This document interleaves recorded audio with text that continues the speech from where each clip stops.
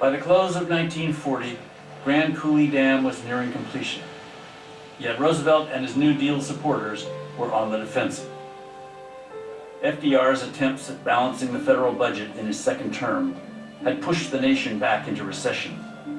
For the next 2 years, unemployment once again soared to as high as 19%. All of the old arguments against Grand Coulee were resurrected. The dam was ridiculed as an expensive boondoggle with no market for its electricity. Even less popular was the idea of an ambitious and costly irrigation scheme whose benefits seemed less tangible every day. Representative Culkin called the entire project a colossal uneconomic folly, born of deceit of the distinguished occupant of the White House. To date, the dam had dislocated the Colville Indians, devastated the Columbia salmon, and little else. 72 men had died on the project. It appeared as though the critics of the white elephant in the desert might have been right after all.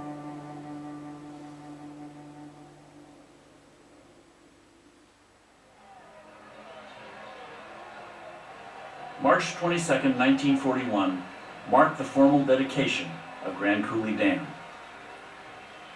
Close to 8,000 people watched from the hills as the band from Grand Coulee High School led a parade before the official start of 2 small in-house generators.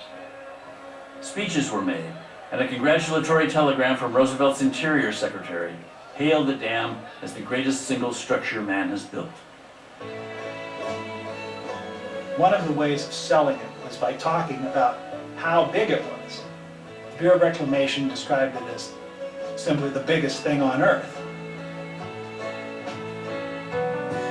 The dam contained 11 million cubic yards of concrete, enough to fill 50,000 boxcars in a train 500 miles long, or pave a highway from New York City to Seattle, down to Los Angeles, and back to Manhattan again.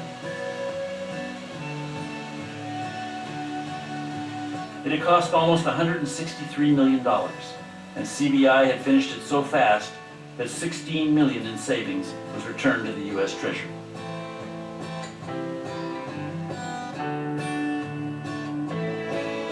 Despite the impressive numbers, however, the Roosevelt administration felt the need to justify the dam to the American public and turned to an unlikely ally.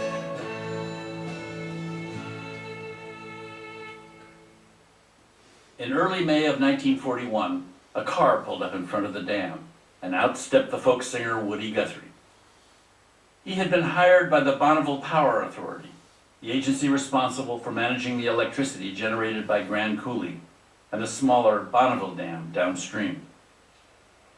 The BPA wanted to make a documentary film promoting the virtues of public power, and a musicologist at the Library of Congress had recommended Guthrie's songs to enliven the film's soundtrack. Well, you know, Woody Guthrie was broke too. He auditioned in the offices of the BPA administrator and got a contract.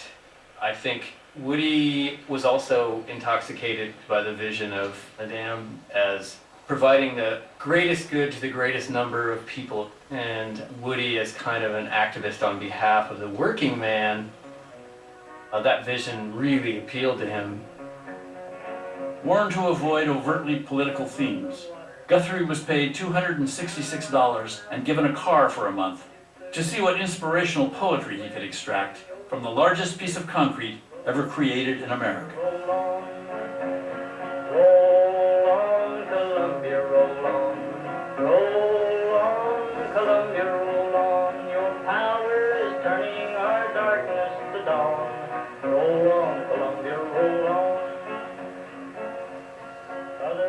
He wrote 26 songs, many of them forgettable, but he wrote one really good one, Roll on, Columbia, which somehow captured the essence of what they were trying to do. On up the river and Grand Coulee Dam, mightiest thing ever built by a man, to run the great factors for old Uncle Sam.